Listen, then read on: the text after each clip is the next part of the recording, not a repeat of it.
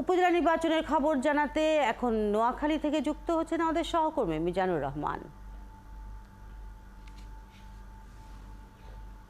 মিজান, নোয়াখালীর কোন কোন উপজেলা নির্বাচন হচ্ছে আজ এবং আপনি কোন উপজেলার কোন কেন্দ্রে আছেন এই মুহূর্তে এবং কেমন দেখছেন ভোটের সার্বিক পরিস্থিতি? শিল্পী, শুভ সকাল। আপনি বলছিলেন যেমন যে আজকে তৃতীয় ধাপে নোয়াখালীর 3টি উপজেলা পরিষদের নির্বাচনের ভোট গ্রহণ কিছুক্ষণ পরে শুরু হবে।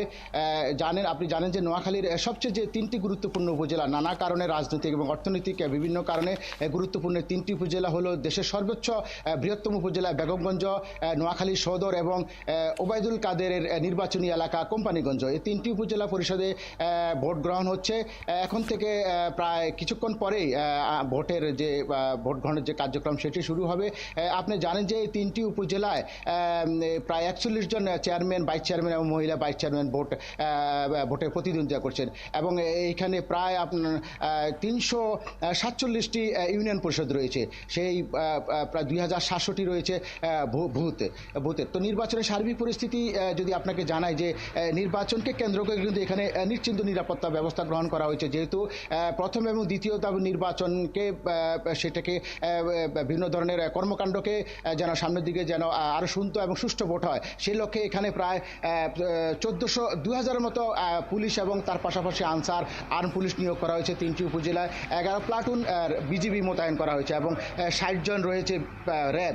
এছাড়া 38 জন রয়েছে নির্বাহী ম্যাজিস্ট্রেট, প্রতিটি ইউনিয়নে একজন করে নির্বাহী ম্যাজিস্ট্রেট এবং জুডিশিয়াল ম্যাজিস্ট্রেট রয়েছে। এছাড়া রয়েছে জেলার অতিরিক্ত পুলিশ সুপার নেতৃত্বে প্রতিটি ইউনিয়নে রয়েছে অতিরিক্ত পুলিশ সহ বিভিন্ন দায়িত্বশীল কর্মকর্তারা।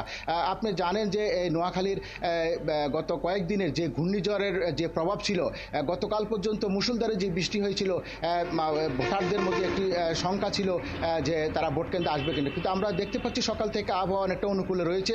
যেহেতু এখনও ভোটের প্রায় 1 ঘন্টা বাকি রয়েছে, ভোটাররা এখনও পর্যন্ত কেন্দ্রে আসে নাই। তবে নির্বাচনী সংশ্লিষ্ট যে ব্যালট, আপনি জানেন যে এখন প্রতিটি ভোট কেন্দ্রে ব্যালট কিন্তু ভোট সকালবেলায় আসে। ঠিক এখন থেকে 1 থেকে 1.5 ঘন্টা আগে আমি যে কেন্দ্রে রয়েছি, বেগমগঞ্জের একলাশপুর উচ্চ বিদ্যালয় ভোট কেন্দ্র, সেখানেও ব্যালট পেপার ইতিমধ্যে এসে পৌঁছেছেন। নির্বাচন সংশ্লিষ্ট প্রিজাইডিং অফিসার, সহকারী প্রিজাইডিং অফিসার, পোলিং অফিসার, তারাও কিন্তু ভোট কেন্দ্রে এসেছেন। বেলা বাড়ার সাথে তো হয়তো কেন্দ্রগুলোতে ভোটার আসবেন, তখন আমরা আপনাকে সেই সর্বশেষ পরিস্থিতি জানাতে পারবো। নিশ্চয়ই তখন আবারও যুক্ত হয়ে আমাদেরকে আরও তথ্য আপনি জানাতে পারবেন।